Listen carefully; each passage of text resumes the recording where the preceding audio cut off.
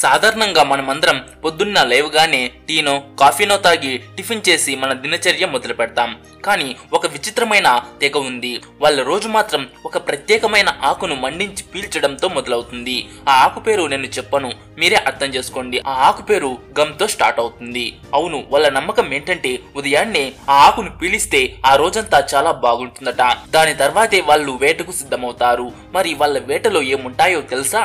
Zebra, ఖడ్గమృగం, ముళ్ళపంది, అడవి పంది, కోతులు ఇలాంటివెన్నో. అంటే ఎదురుగా ఏ జంతువు వాళ్లకు దొరికితే దాన్ని వేటాడి తినేస్తారు. ఈ తెగలో మగాళ్ళు ఆడవాళ్ళు తేడా లేదు. ఉదయం లేస్తే ప్రతి ఒక్కరికి ఆ ఆకును పీల్చడం కావాల్సిందే. మన దగ్గర ఇలాంటివి పీల్చి కొందరు పిచ్చి వాళ్ళగా మారి తిరగడం చూసాం. కానీ ఈ హాడ్జా తెగ వాళ్ళు ప్రతిరోజు ఆ ఆకును పీల్చిన పిచ్చి వాళ్ళు అవ్వకపోగా ఆ ఆకుల ప్రభావంతో వాళ్ళ వేట మరింత పదునెక్కుతుందట. ఆ విచిత్రమైన తెగ పేరే హాడ్జా. అయితే ఈ తెగ గురించి మరిన్ని విషయాలు ఇప్పుడు ఈ వీడియోలో తెలుసుకుందాం. అయితే అంతకంటే ముందు ఈ వీడియోకి ఒక లైక్ చేసి మీ ఫ్రెండ్స్ కు తప్పకుండా షేర్ చేయండి. హాడ్జా తెగ వాళ్ళు తూర్పు ఆఫ్రికాలోని టాంజానియాలో ముఖ్యంగా లేక్ ఎయాసి పరిసర ప్రాంతాల్లో నివసిస్తారు. ఈ ప్రాంతం ప్రపంచ ప్రసిద్ధి చెందిన పురావస్తు ప్రదేశమైన వరల్డ్ వై గార్జ్ కి దగ్గరలోనే ఉంది. వరల్డ్ వై గార్జ్ ను మానవ జాతి తొట్టి అంటే క్రాడిల్ ఆఫ్ మ్యాన్ కైండ్ అని కూడా పిలుస్తారు. ఎందుకంటే అక్కడ ఆనాటి మానవుల శిలాజాలు లభించాయి. వీళ్ళ ముఖ్యమైన ఆహారం తేనె, భూమిలో దొరికే దుంపలు, పువ్వులు. ముఖ్యంగా ఎండాకాలంలో మాంసం బాగా తింటారు. వేట విషయానికి వస్తే కోతి, జింక, మేక, జీబ్రా, ఖడ్గమృగం, ముళ్ళపంది, అడవి పంది ఇలా దొరికిన ప్రతిదాన్ని వేటాడి తినేస్తారు. అంటే వీళ్లకు పలానా జంతువే కావాలని లేదు. ఉదయాన్నే వేటకు బయలుదేరినప్పుడు ఏ జంతువు ఎదురు పడితే అదే వాళ్ళ వేట.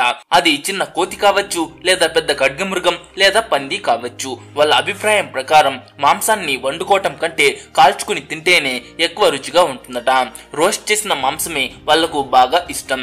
అయితే కొన్ని వంటకాలను మాత్రం వండుకుంటారు. వాటిలో గొడ్డు మాంసం సూప్, కోతి సూప్, కొన్ని రకాల వేర్లు మొదలైనవి.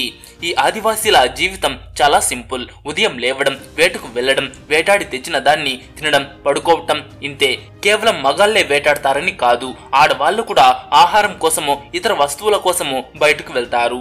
అయితే ఆడవాళ్లు ఎక్కువగా చెట్ల పండ్లు, పువ్వులు, తీగలు, ఆకులు, నేలలో దొరికే దుంపలు సేకరిస్తారు.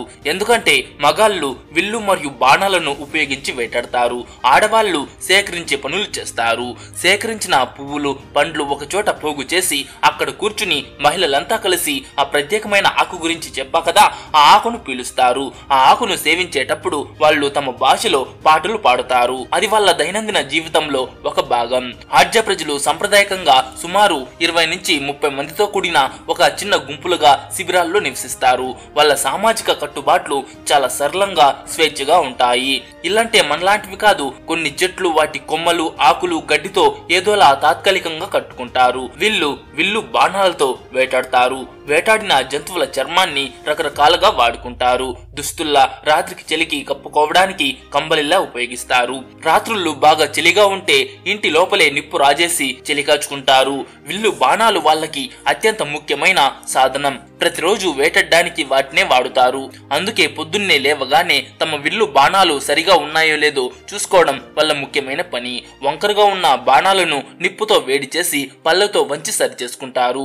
బాణం తిన్నగా లేకపోతే గురి సరిగా తగులుదు కదా. ఈ తెగలో ప్రతి మగాడు తన బాణాలను తానే తయారు చేసుకుంటాడు. బాణం మందంగా ఉంటే దాన్ని కత్తితో చెక్కి సన్నగా చేస్తాడు. కాస్త పాత వేటగాళ్ళైతే తమ బాణాలపై రకరకాల డిజైన్స్ కూడా వాళ్ళే వేసుకుంటారు. ఎందుకంటే వేటాడిన తర్వాత చనిపోయిన ఆ జంతువుకు తగిలిన ఆ బాణాన్ని చూసి అది ఎవరు వేసినదో గుర్తుపట్టడం కోసం. వేటకు వెళ్లే ముందు అందరూ కలిసి ఆ ప్రత్యేకమైన ఆకును పిలుస్తారు. వాళ్ళు వాడే ఆ ఆకు చాలా పవర్ఫుల్ అట. అది ఎంత పవర్ఫుల్ అంటే మామూలు మనిషి ఎవరైనా దాన్ని పీలిస్తే 2-3 రోజులు లేవకపోవచ్చు. వాళ్ళ నమ్మకం ఏంటంటే వేటకు వెళ్లే ముందు ఈ ఘాటైన ఆకును పిలిస్తే గురి బాగా పడుతుందని, వేగంగా వేటాడగలరని వారు నమ్ముతారు. అందుకే ఉదయాన్నే భారీగా ఆ ఆకుని పీల్చి వెళ్తారు. వాళ్ళ ఆకు పొగ అంత తీవ్రంగా ఉంటుంది కాబోలు. పీల్చినప్పుడు అప్పుడప్పుడు వింత శబ్దాలు కూడా చేస్తారు.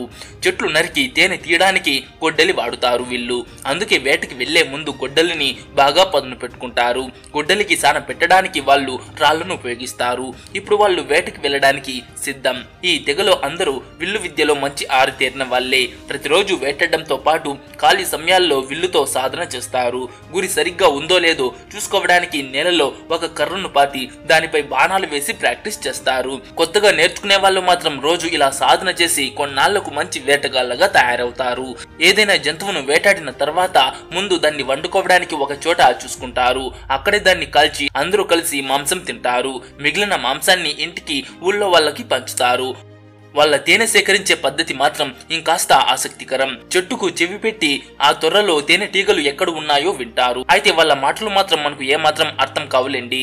తేనెటీగల గూడు ఎక్కడుందో పక్కా తెలిసాక ఒకరు నిప్పురా చేయడం మొదలు పెడతారు, ఇంకొకరు చెట్టు కొట్టడం మొదలు పెడతారు. చెట్టును కొద్దిగా నరికిన తర్వాత గూడు ఇంకాస్త పైకి ఉందని తెలిస్తే పైవైపు నుంచి కొట్టడం ప్రారంభిస్తారు.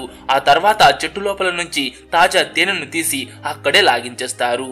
ఎండాకాలంలో కాలువలు ఎండిపోయినప్పుడు వీళ్ళు భూమి లోపల నీటి జాడ కనిపెట్టి అక్కడ గుంతలు తవ్వి నీటిని సేకరిస్తారు. ఆ గుంతలో నుంచి జంతువుల్లా నేరుగా నోరు పెట్టి నీళ్లు తాగుతారు. ఈ తెగవాళ్ళు ఒక ప్రత్యేకమైన పండుగ జరుపుకుంటారు. మనలాగా డీజేలు డాన్స్లు అక్కడ ఉండవు. వాళ్ళు సొంతంగా తయారు చేసుకున్న పాటలకు వాళ్ళే విచిత్రంగా నాట్యం చేస్తారు. వాళ్ళ నాట్యం చూస్తే మీకు నచ్చకపోవచ్చు, కానీ వాళ్ళ దృష్టిలో అదే గొప్ప నాట్యం. ఈ పండుగ రోజున తెగలోని అమ్మాయిలు ఎంతో ఆనందంగా నాట్యం చేస్తారు. ఆ నాట్యం చూసి మిగతా పురుషులు ఆకర్షితులై తమకు నచ్చిన వారిని తమ జీవిత భాగస్వామిగా ఎంచుకుంటారు. ఎవరు బాగా నాట్యం చేస్తే ఆమెకు అంత శక్తివంతుడు మంచి వేటగాడైన పురుషుడు భర్తగా దొరుకుతాడని అంటారు. ఈ తెగవారి జీవిత విధానంలో మీరు ఒక విషయం గమనించారా? మామూలు మనిషిలాగా రోజు పనులకు వెళ్లి జీవితం గడపడం కాకుండా వీళ్ళ జీవితం అంతా వేట చుట్టూనే తిరుగుతుంది. ఉదయం లేచిన తర్వాత వాళ్ళ లక్ష్యం ఒక్కటే, వేట. ఎవరు మంచి వేటగాడైతే వాళ్ళకి ఎక్కువ గౌరవం. అయితే వీళ్ళలో ఒక మంచి విషయం ఉంది. బలాన్ని చూసి ఎవరిని అంచనా వెయ్యరు. ఎవరికి ఎంత శక్తి ఉందో దాన్ని బట్టి నాయకుడిని ఎన్నుకోరు. నాయకుడు పనుల్లో ఎంత నిపుణుడు, అతనికి ఎంత తెలివి ఉందో దాన్ని బట్టి నాయకుడిని ఎంపిక చేస్తారు. ఈ హార్జా తెగను చూడ్డానికి చాలా మంది టూరిస్టులు వస్తుంటారు. వాళ్ళతో కాసేపు గడిపి వెళ్తుంటారు. కొన్ని తెగలు మనుషులకు ప్రమాదకరమైనవిగా ఉంటాయి, కానీ ఈ హార్జా తెగ మాత్రం సాధారణ ప్రజలకు ఎలాంటి హాని కలిగించరు. కాకపోతే వాళ్ళ పేర్లు పలకడం మనకు చాలా కష్టం. వాళ్ళు మాట్లాడే భాష కూడా మనకు అర్థం కాదు. కాబట్టి వాళ్ళ దగ్గరకు వెళ్తే వాళ్ళను చూడడం, వాళ్ళు చేసే పనులు గమనించడం తప్ప వాళ్ళ మాటలను అర్థం చేసుకోవడం కుదరదు. సో ఫ్రెండ్స్, ఇదండి హార్జా తెగ గురించి మీకు తెలియని ఎన్నో విషయాలు. ఈ వీడియో మీకు నచ్చింటే ఒక లైక్ చేసి మీ ఫ్రెండ్స్ కు తప్పకుండా షేర్ చేయండి.